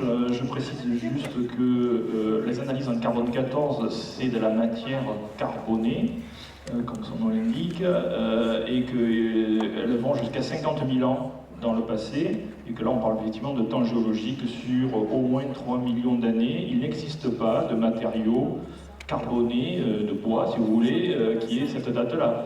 Ce qu'il existe, ce sont des fossiles, donc qui sont plus du tout du carbone, ou alors c'est du charbon, exactement, et pas du tout du bois, comme vous avez pu le voir, qui a été analysé et prélevé, que vous pouvez voir sous vos yeux ici. Donc s'il vous plaît, au village, oubliez complètement les gens qui parlent, après un peu trop de pastis peut-être, de ces théories. Ah, il y en a une autre, hein. Je peux vous dire pour l'histoire, c'est qu'on imagine que, en fait, ah ouais, elle est très rigolote celle-là, c'est que vu que de l'autre côté, du côté sud, il n'y a pas une falaise, il y a une pente, et bien ils imaginent que du côté de la falaise, avant, il y avait aussi une pente. Et que donc les gens, ils pouvaient monter à pied jusqu'à là-haut, puisque ça s'est dégagé très lentement, et que ça, c'est quoi? C'est tout simplement des gens qui avaient fixé une barque, et donc ils avaient installé ceci pour fixer leur barque, et puis c'est juste resté, puis la barque elle est partie, parce que la Durance a baissé. S'il vous plaît. Voilà. Je vais juste rajouter quelques éléments importants pour compléter ce qu'a dit le Dr Coty. Et on a parlé d'archéologues. Il faut comprendre qu'effectivement il y a une démarche officielle à entretenir derrière pour arriver jusqu'au bout de ces explorations, mais que ces démarches officielles, par expérience, je peux vous dire qu'elles n'auront lieu que s'il y a une communauté qui pousse derrière pour franchir tous les obstacles administratifs. Et c'est pour ça que je remercie la mairie d'Aimé d'être présent, que je remercie encore l'association des Amis d'Aimé, que je remercie le représentant du Conseil général qui a bien voulu venir, que nous avons invité Madame la Préfète, messieurs les députés qui se sont excusés, mais en tout cas qui sont au courant de cette démarche et que nous allons continuer à solliciter pour pouvoir aller jusqu'au bout, en tout cas le plus loin possible dans les démarches que le Dr Coty a commencé à vous exposer. Voici une photo aérienne qui représente ici donc la chapelle Saint-Roch et ici le rocher. Vous pouvez voir, c'est une photo qui vient de Géoportail, hein. Donc sur internet vous pouvez faire exactement la même chose. C'est comme ça que j'ai déterminé que la distance faisait 250 mètres à vol d'oiseau en ligne droite. Une autre photo aérienne qu'on peut trouver. Alors c'est amusant parce qu'on arrive très bien à déterminer ce point-là. Il suffit de prendre le prolongement de l'avenue Robespierre qui arrive quasiment exactement en face le rocher qui porte, le pénitent qui porte la croix. Et donc vous avez à l'intersection la croix elle-même. Ça c'est une photo du rocher vue de l'arrière, qui est assez rare à trouver sur internet, donc j'ai voulu lui la montrer. Ensuite j'ai commencé à creuser, c'est le cas de le dire, la façon de pouvoir faire un tunnel. Et donc je me suis intéressé aux notions de pente qu'il pouvait y avoir d'une extrémité à l'autre. Donc j'ai été amené à m'intéresser à l'altitude de ce trou-là. Donc je vais passer assez vite. Aujourd'hui, on l'estime, j'ai encore fait hier avec Anaïs, ma fille aînée, des mesures. J'estime plutôt autour de 40 mètres par rapport à la base de la falaise. Attention, quand on parle d'altitude, il y a plusieurs points, puisque vous savez que la base de la falaise, elle est elle-même en hauteur par rapport à la route départementale. Donc quand on parle d'altitude, il faut être bien précis sur ce qu'on voit. Ce qui est important, c'est de déterminer si effectivement il y a une pente, pour deux raisons. Premièrement, parce que quand on creuse un tunnel, il faut déblayer des gravats, et que donc les anciens, ils n'étaient pas bêtes, hein, ils se facilitaient la vie. Effectivement, on arrive à déterminer une pente qui peut exister entre ces deux points, entre le point, l'altitude de la chapelle Saint-Roch et l'altitude de la croix. Et cette pente correspond aux pratiques habituelles recensées pour des mines du Haut Moyen-Âge. Donc là, j'ai consulté de la bibliographie qui existe, qui montre également qu'il est possible d'avoir des mines sur lesquelles on va faire des grosses roues qui servent pour les meules, des moulins. Et donc on sait que des gens avaient l'habitude, quelque part, et le savoir-faire, de percer ce type de matériaux dans du boudin quartzeux en l'occurrence. Également, très important, pourquoi avoir une pente?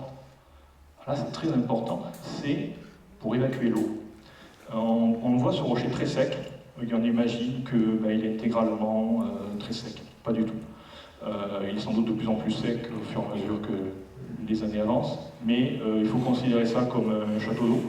Il faut considérer que c'est pas du tout comme une éponge, mais en tout cas c'est parcouru de micro-failles de partout. Et beaucoup d'eau, beaucoup d'eau. Pourquoi? Eh bien, rappelez-vous, quand en 1784 la mine a été forée qui va de Caen jusqu'à la route départementale, eh bien, arrivé aux 2/3, il y a eu le percement par les mineurs dans le plafond d'une partie sur lequel une grosse quantité d'eau s'est écoulée. À tel point qu'ils ont dû abandonner le creusement de ce grand tunnel par le haut et qu'ils ont dû reprendre le travail par le bas. Et là, donc ça c'est dans les écrits de Hémieux, 1804, où il retrace très précisément ce qui s'est passé. Donc ils sont remontés par le bas, et là, arrivés à une distance après quelque chose comme 3 mois de travail, ils sont arrivés à une distance de 3 mètres pour faire la jonction, et là ils ont dû s'arrêter. Et pourquoi? Parce que ils utilisaient de la dynamite, et que la dynamite ne pouvait plus exploser tellement il y avait de l'eau qui surgissait de toutes ces micro-fractures vers le bas. Et donc dans une distance de 3 mètres de Pouding. Et donc on peut même, à partir de ces éléments-là, faire une espèce d'expérience en disant, ben tiens, la porosité par rapport à l'eau de ce matériau-là, au sein même, vraiment au milieu quelque part de ce pudding, eh bien c'est une distance de 3 mètres. En 3 mois, eh bien, vous avez la porosité de ce matériau. Vous avez un autre élément très important, qui est que tellement ils ont dû abandonner le creusement par le bas, ils ont été obligés de remonter par le haut et de revider à la main tout le lac qu'il y avait à l'intérieur. Et, ben, de manière tout à fait méthodique, ils ont mesuré la quantité d'eau qu'ils ont enlevée. Eh bien, elle n'est pas exprimée en mètres cubes, mais j'ai fait le calcul, et c'est plusieurs dizaines de mètres cubes qu'ils ont sortis. Ce qui veut dire que c'est comme si l'équivalent, vous avez un équivalent d'un tunnel qui ferait 1 mètre de diamètre sur 90 mètres de long. C'est l'équivalent du volume qui était occupé par cette eau qui s'est écoulée et qui a été sortie en 1784. Donc c'est pour vous dire qu'il y a quantité d'eau dans ce matériau-là, quantité de fractures. Ça veut pas, alors, je ne veux pas dire qu'il y a des passages déjà pré-aménagés, hein, on n'est pas dans du calcaire ici, il n'y a pas eu forcément de dissolution qui ont fait des cavernes, hein, c'est pas du tout mon propos. Par contre, c'est pour vous dire qu'il y a beaucoup d'eau et que donc quand on fait des mines, il faut penser à évacuer cette eau. Et notamment, rappelez-vous aussi, hein, mon grand-oncle, Néné Paul, avait une boucherie dans la rue de la Corne, et dans cette boucherie, il y avait 3 étages de caves creusées dans le rocher, qui comportaient 7 pièces en tout. Il n'a pas creusé ça à la dynamite, hein, et c'est même pas lui qui l'a fait, bien sûr, ça remonte il y a très longtemps. Donc c'est un matériau que les habitants du village savent, ou savaient, tout à fait travailler. Ce qui est intéressant ensuite, une question qui est aujourd'hui, on ne sait pas du tout si ce creusement, il a été fait en secret ou s'il a été fait de manière publique. Il n'y a aucune trace, vous avez compris le contexte historique qu'il y avait avec tous ces pillages, donc il n'y a aucune trace écrite qui mentionne ça. Il y a juste des légendes locales, orales, qui ont été transmises, mais il est techniquement possible d'imaginer que ce creusement ait pu se passer en secret, en évacuant les matériaux petit à petit. Ça reste possible. Pourquoi? Parce qu'on sait que par rapport au volume de gravats à écouler, ça correspond à peu près à 6 à 7 000 brouettes. Et donc pour la durée de travail, là j'ai pris des durées de percement, de vitesse d'avancée très faibles, qui correspondent à des matériaux très durs. C'est vraiment une hypothèse basse. Pour vous dire, dans ces hypothèses-là, on est à 7 ans de travail. Et je suis à des vitesses d'avancée de 30 cm par jour. Sachant que dans des matériaux beaucoup plus meubles, on est plutôt dans du 2 mètres par jour. Là, je vous parle de technique du Moyen-Âge. C'est des vitesses d'avancée recensées à l'époque. Donc, si vous avancez à 1 mètre par jour, en 250 jours, vous êtes au bout. Donc, on vous a montré la chapelle. Alors, la chapelle, il y a deux choses qui m'ont intéressé sur ces photos-là, bien sûr. C'est, Jean-Pierre vous l'a dit, l'arrivée ici de ce tunnel, qui reste une hypothèse. Vous avez bien compris qu'il y avait deux parties très différentes dans notre conférence. Une première partie où on est tout à fait sûr, la partie de détermination scientifique de la date. Le reste, ce sont des hypothèses qui restent à explorer et à valider pour le futur. Donc ici, c'est encore une hypothèse de ce tunnel-là, mais qui, de manière intéressante, j'ai tracé ici un drain final qui permet d'évacuer l'eau qui est accumulée dans le tunnel ici, dans toute la longueur du tunnel, puisqu'arrivé là, si on s'arrête là, ici, il devrait y avoir sur le mur quantité d'infiltration. Or, ce mur-là, pour des gens qui sont rentrés dans c'est un mur sec. Donc il faut imaginer un drain qui est en dessous. Et si on imagine ça, eh bien, on se rend compte que ici, qu'est-ce qu'on avait? Eh bien, ceci, pour les habitants les plus âgés du village, doivent savoir que c'était une source aux eaux miraculeuses. Voilà. Je ne veux pas insister sur le caractère miraculeux de l'eau. Par contre, ce qui est certain, c'est qu'ici, il y avait une résurgence d'eau de faible volume, on est d'accord, de faible débit, mais quand même une résurgence d'eau qui est... donc c'est pour ça qu'il a été construit avec cette arche-là qui permet d'isoler cette partie et d'assurer un drainage. Donc c'est encore un élément qui vient renforcer ces hypothèses-là. L'autre chose qui m'a intéressé sur des photos d'archives qui ont été mises à disposition par les amis d'Aimé, d'ailleurs, en l'occurrence sur leur site, c'est la permanence de la végétation qu'il y a sur le talus au-dessus de l'église. Et si vous remarquez même, là on le voit mieux, la hauteur de cette végétation-là, ici, eh bien ce sont les arbres les plus élevés que vous pouvez avoir sur des centaines de mètres sur la longueur. Vous pouvez le voir ici d'ailleurs, cette photo aérienne. Ici on voit les arbres les plus élevés.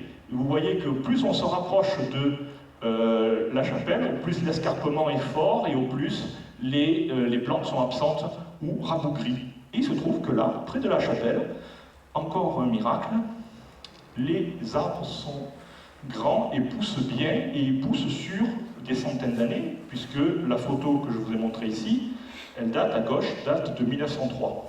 C'est une carte postale de l'époque. Donc c'est encore des éléments qui viennent de dire que c'est peut-être un sous-sol qui est favorable, qui contient de l'eau, ou en tout cas un passage d'eau. Donc ça là, vous l'avez vu.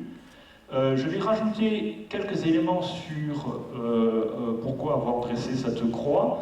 Il y a bien sûr, vous avez compris, c'est une proposition d'approche collective, où des projets divers et variés pourraient émerger pour apporter des mesures différentes.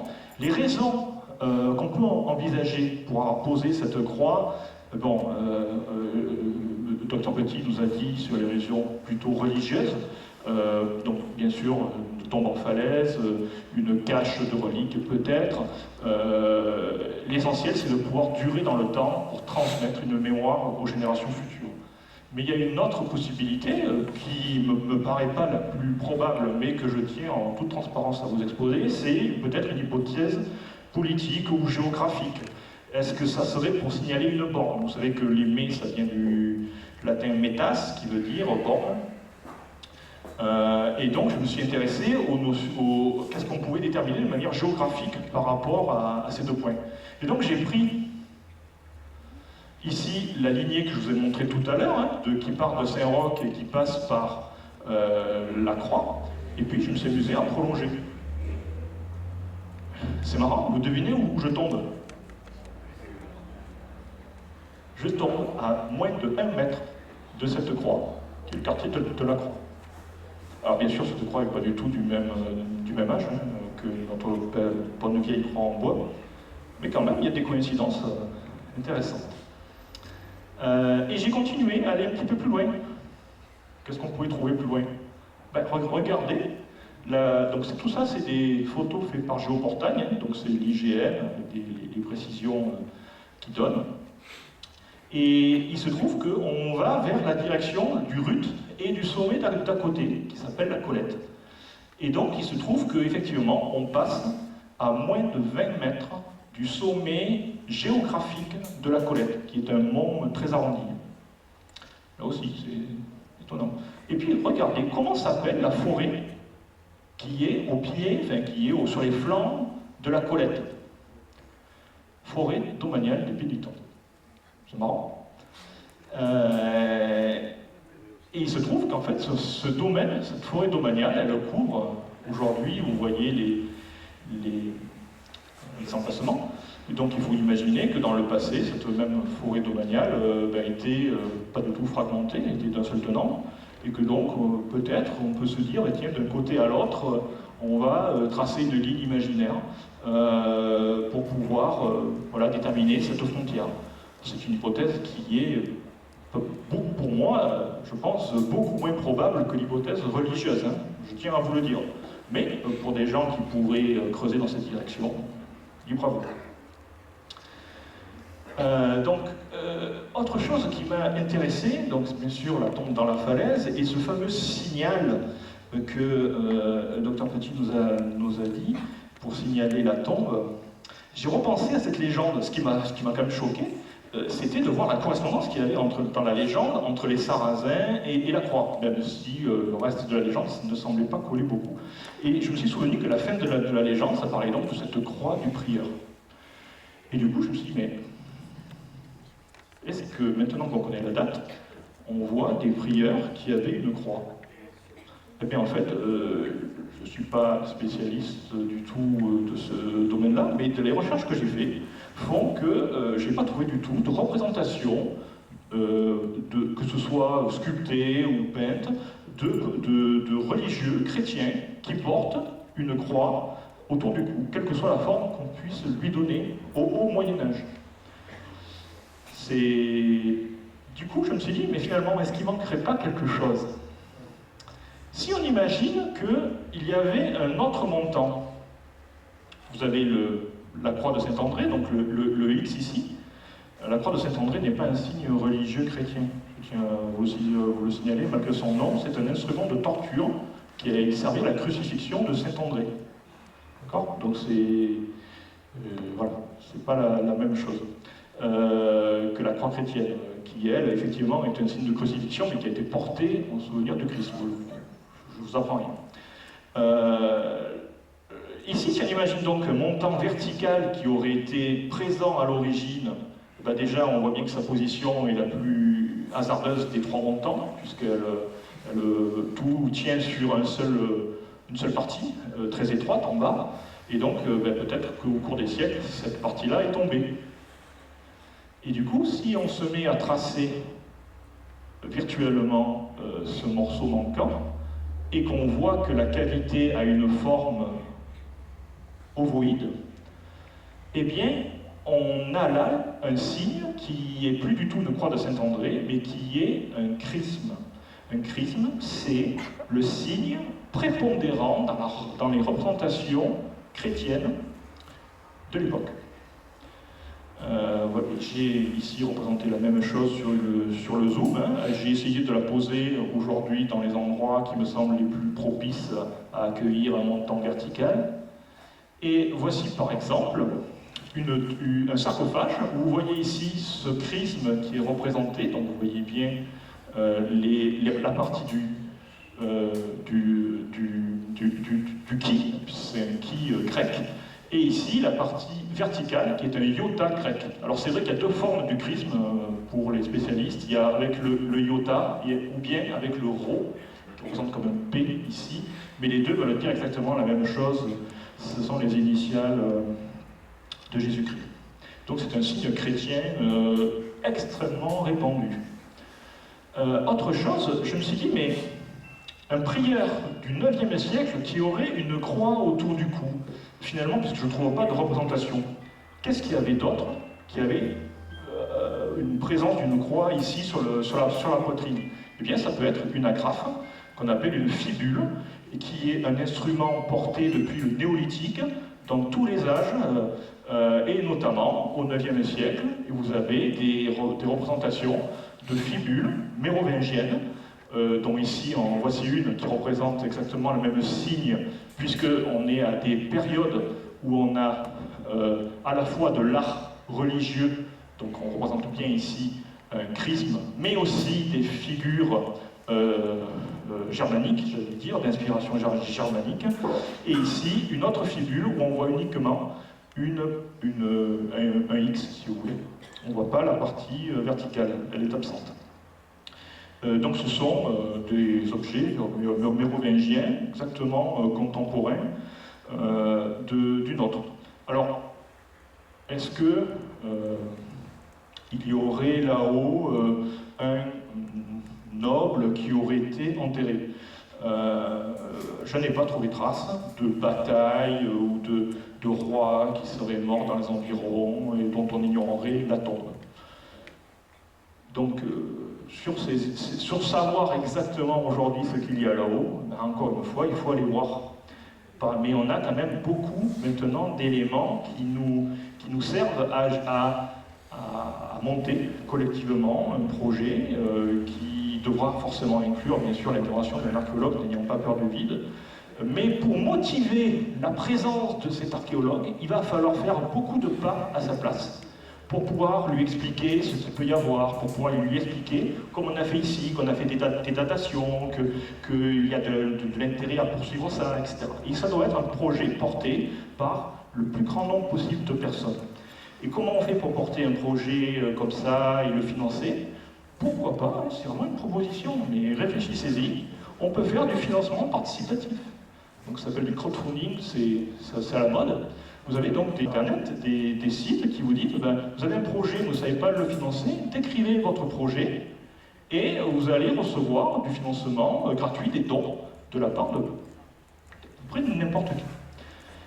Et ça c'est intéressant parce que c'est typiquement un projet qui peut mettre en œuvre des compétences les plus variées possibles. Par exemple, des gens qui sont des compétences de montage vidéo, eh bien, essentiel dans les campagnes de crowdfunding, donc de financement participatif, c'est de mettre en lumière l'intérêt du sujet. Donc il faut monter un film, faire des montages vidéo, le diffuser sur les sites, etc., YouTube, etc.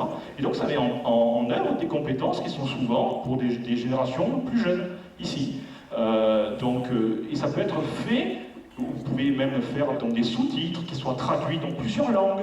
Et donc vous avez des compétences les plus larges possibles que vous pouvez mettre en œuvre pour avoir un financement qui vous serve à avancer et à avoir d'autres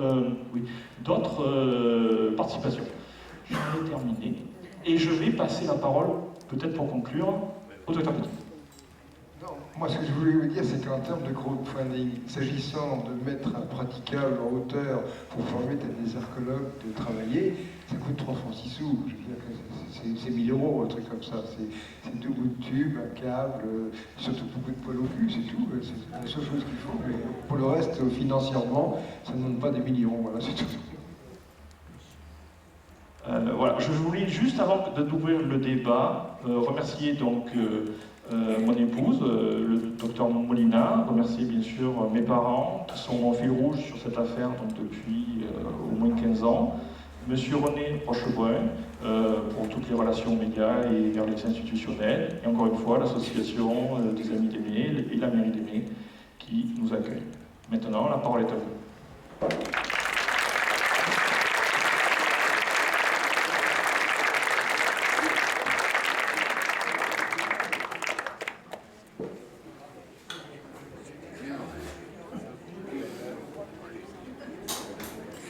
question qui nous brûle tous, certainement, c'est est-ce qu'on a pu identifier la nature du bois? Quel était l'arbre qui a permis de créer ça? C'est typiquement l'exemple que je donne. La réponse petite, c'est non, on n'a pas identifié. Pourquoi on n'a pas identifié? Parce qu'on n'a pas cherché. Parce que, tout simplement. Donc aujourd'hui, on a un échantillon ici, dont on sait qu'il est intéressant, par exemple, de chercher la nature de son bois. Mais oui, il va falloir financer une analyse sérieuse. Comment est-ce qu'on fait le financement de cette analyse? Ça peut être un des moyens que je montrais tout à l'heure. Ce que je veux dire, c'est que dans un projet collectif, il y a des gens qui vont avoir des intérêts différents. On peut faire des sous-projets, si vous voulez. Donc si certains ils veulent d'abord faire de l'escalade pour pouvoir faire un premier percement, ou bien aller à la chapelle Saint-Roch, essayer de faire des sondages en louant du matériel spécialisé, faire venir peut-être un expert, etc. Mais tout ça, ça va nécessiter à chaque fois quelques centaines d'euros, peut-être plus. Et donc vous devez constituer un moyen d'avoir un petit financement, ou peut-être de prioriser les projets. Et encore une fois, c'est de votre ressort de déterminer la façon dont vous voulez avancer.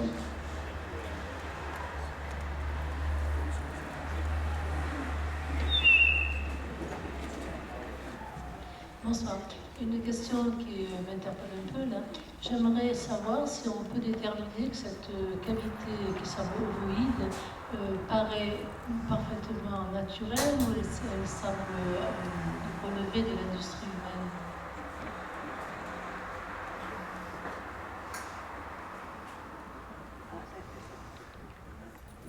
Je n'ai aucune compétence dans le domaine. Comment cette cavité s'est formée, Ce qui est dit, c'est que l'expertise visuelle du docteur Petit, quand il est allé là-haut, il n'est pas géologue, donc ça ne lui a pas permis de déterminer avec une certaine assurance si c'était un travail humain qui avait creusé ou pas. Donc pour avoir la réponse à ça, encore une fois, c'est de faire venir un géologue sur site, donc arriver à le descendre ou à le monter, peu importe. Donc il faut arriver à faire venir des experts, mais pas juste en bas et regarder les bras ballants. Il faut arriver à les véhiculer le plus proche possible. Peut-être en installant des objectifs, des zooms très puissants, etc.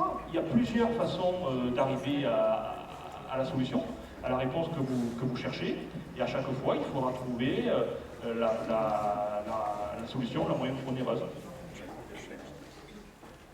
Est-ce que vous ne pensez pas que d'avoir divulgué votre théorie d'un souterrain qui partirait de la chapelle Saint-Roch et qui irait jusqu'à la Croix risque d'encourager des fouilles sauvages au niveau de Saint-Roch?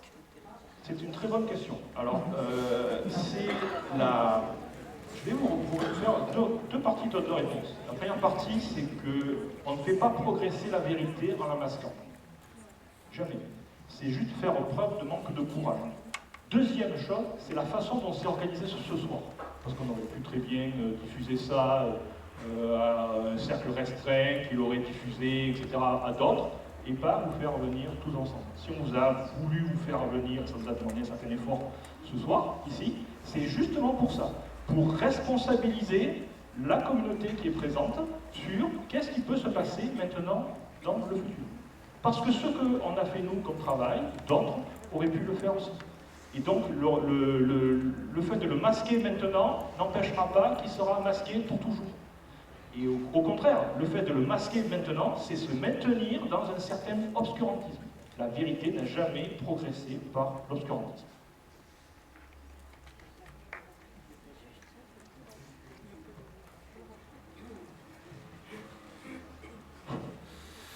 Oui, je voulais dire une chose. J'ai beaucoup fouillé dans ma vie, dans les écrits, et je me suis rappelé quand j'ai vu la première fois cette croix, des textes que j'avais lus d'un chercheur juif sur la période de la vie de Jésus. Et il était sur plein de pistes, et une des pistes pour dire ou prétendre que c'était un lieu où Jésus a habité, qu'il signait, et quand j'ai vu la croix, j'ai vu, il signait exactement comme est la croix dans ce rocher.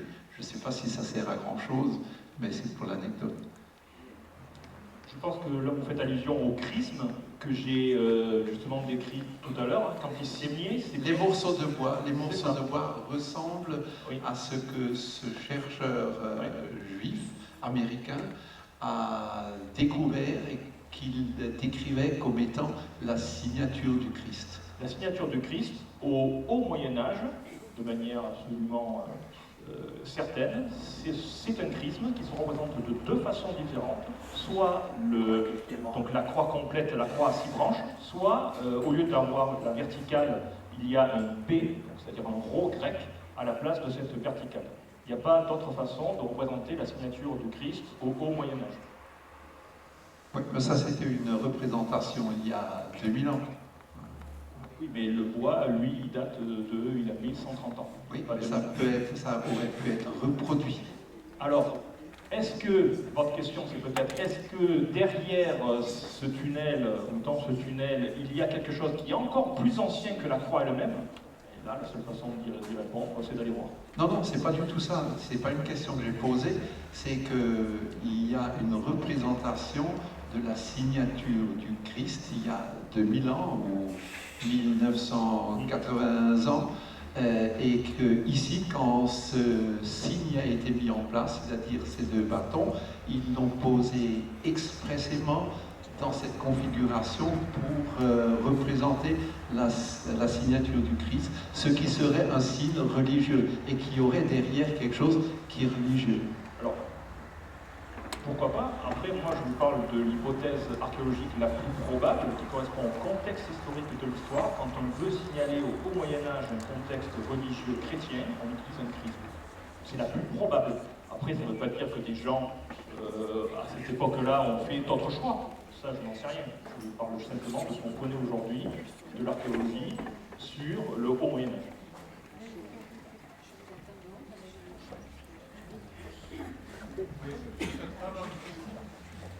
Merci. Je souhaiterais avoir une précision. La croix est tout simplement deux morceaux de bois, elle n'est pas construite, c'est-à-dire elle n'a pas de fixation. Non, c'est tout à fait symbolique.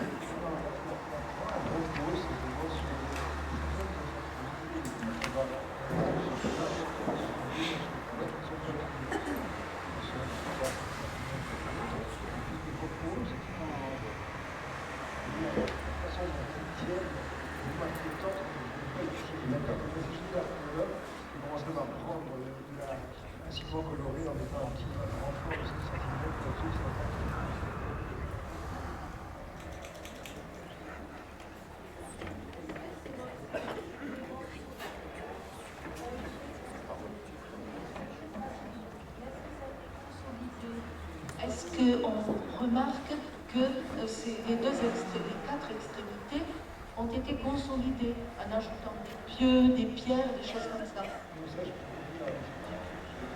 D'accord.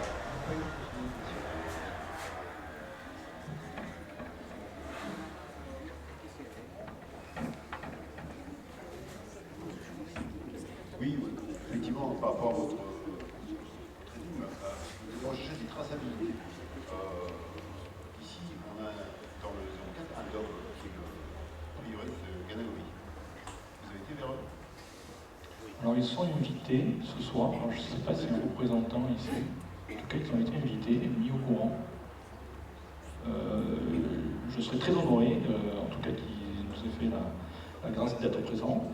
Il me semble, c'est que le prieuré date du 11e ou 12e siècle, enfin en tout cas sur les fondations connues aujourd'hui. Après, est-ce qu'il y a encore des fondations plus anciennes? Ah, tout à fait. Alors, je les ai par contre contactés via l'intermédiaire de M. Rochebrun pour savoir si eux-mêmes avaient des connaissances particulières ou pas. Ils ont dit qu'ils n'avaient pas de connaissances à nous communiquer à ce stade.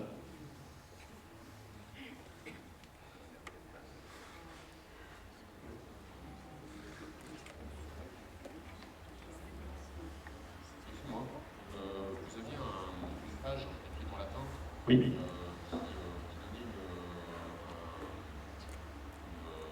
un témoignage daté de la croix. Est-ce que vous avez cherché si vous n'avez pas pareil document sur la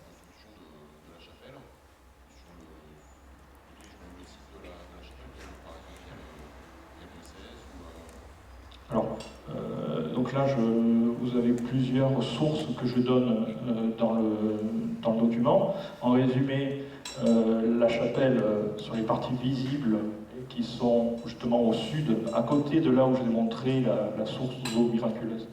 Vous avez des empierrements qu'on appelle montés en petit appareil, et qui donc sont datés du XIe siècle, ou peut-être avant. Voilà tout ce qu'on sait. Il n'y a pas eu, à ma connaissance, de fouilles sous la chapelle actuelle pour déterminer s'il y a quelque chose d'encore plus ancien, évidemment, puisque ça nécessiterait de faire des travaux très importants à l'intérieur de la chapelle. Donc, à ma connaissance, ça n'a jamais été fait. La personne qui a fait le témoignage de la croix n'a pas écrit, par exemple, sur la chapelle en elle-même, sur le... Alors, vous trouvez donc dans les historiens qui se sont succédés depuis le XVIIe siècle à peu près, la mention de l'existence de cette chapelle qui remonterait pareil par le XIIe siècle, mais il n'y a pas de mention qui remonte avant, je vous ai expliqué, parce que les écrits qui sont antérieurs à l'an 1000 ont été, sauf faut remonter, faut descendre beaucoup plus bas, vers Arles, vers Marseille, etc., pour trouver des mentions écrites qui ont persisté malgré les pillages. D'ailleurs, une petite anecdote, puisqu'on parle du couvent de Pérols, dans la légende, vous savez que ce couvent, à ma connaissance, il dépendait de l'abbaye de Saint-Victor à Marseille, avec d'autres possessions sur le territoire ici. L'abbaye Saint-Victor à Marseille, c'est une des premières abbayes qui a été pillée par les Sarrasins, parce qu'elle était à l'extérieur des remparts de Marseille. Donc elle a été pillée plusieurs fois d'ailleurs, et qui a été justement la deuxième fois, ça a été terrible parce qu'ils n'ont pas vu venir l'attaque et qu'ils ont perdu des écrits qui étaient leurs droits, leur revendication, la preuve, si vous voulez, l'équivalent de l'acte notarié, qui étaient des actes royaux ou équivalents à l'époque, qui leur déterminaient que c'était bien eux qui possédaient telle et telle partie du territoire, et pas juste dans Marseille, mais dans toute la Provence. C'était un couvent une abbaye très riche, l'abbaye de Saint-Victor, et ils ont mis plusieurs siècles pour récupérer une partie de leur possession. Voilà.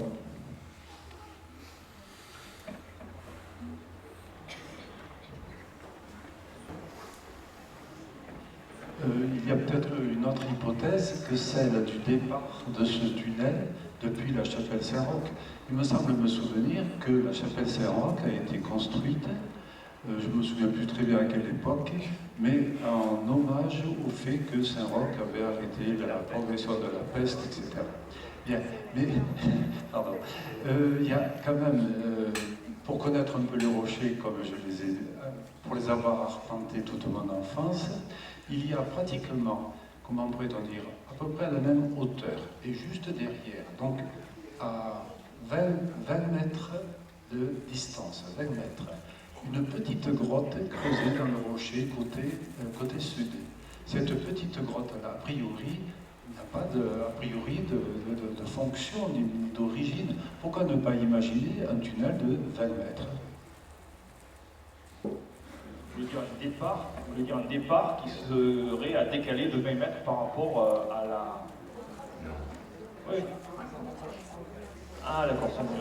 Ah, ok, donc là je pense que vous faites allusion à la cavité qui hébergeait avant la baume d'Angara, c'est-à-dire à la fontaine, la source qui coulait avant 1984 quand ils ont percé la mine, quand je vous ai expliqué que l'eau s'était engouffrée dans le tunnel qui a été percé, exactement au même moment, cette source-là s'est arrêtée de couler.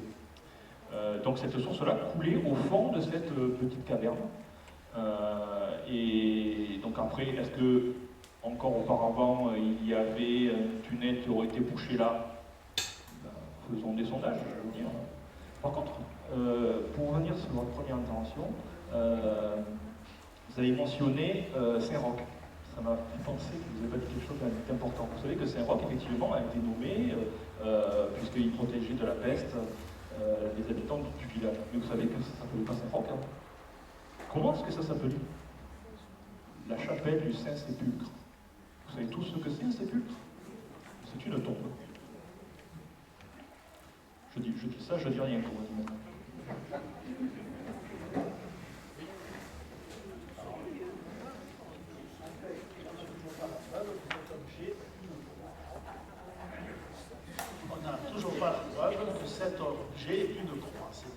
morceaux de bois qui sont collés ensemble.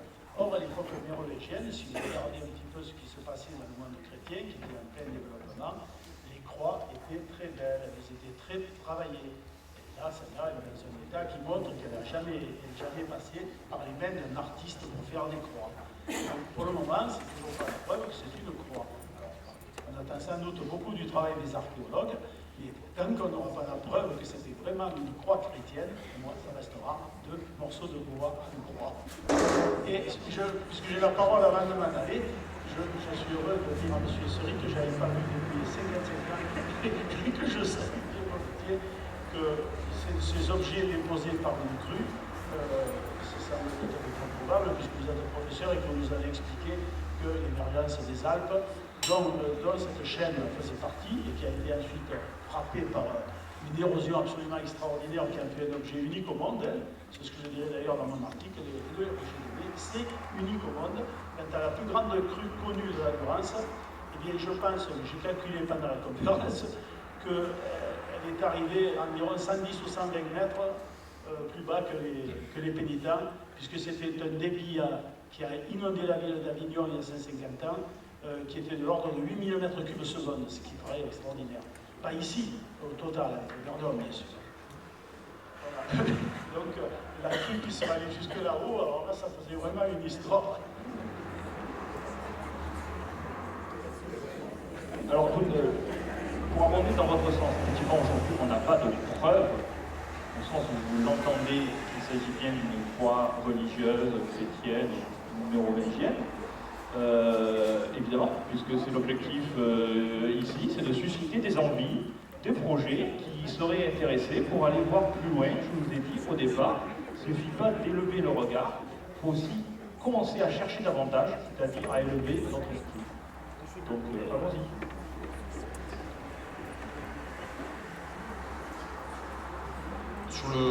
Sur les bois, est-ce qu'il y a des traces de travail humain sur le bois? Non.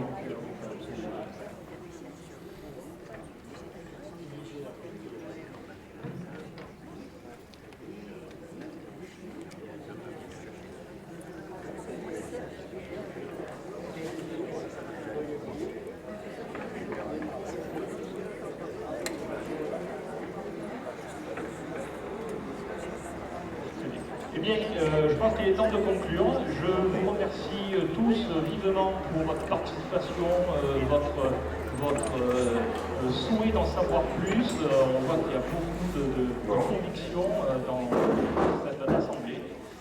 Et donc, j'espère que ça va travailler chez les jeunes, les moins jeunes. Toute la communauté a besoin de ces envies-là. Et donc, ce qu'on vous a apporté ce soir, c'est un projet qui n'est pas commun, qui est là pour susciter l'envie, faire naître des envies, ou prolonger le passage de ce relais sur d'autres générations, parce que la conclusion de cette affaire, elle peut demander de nombreuses années.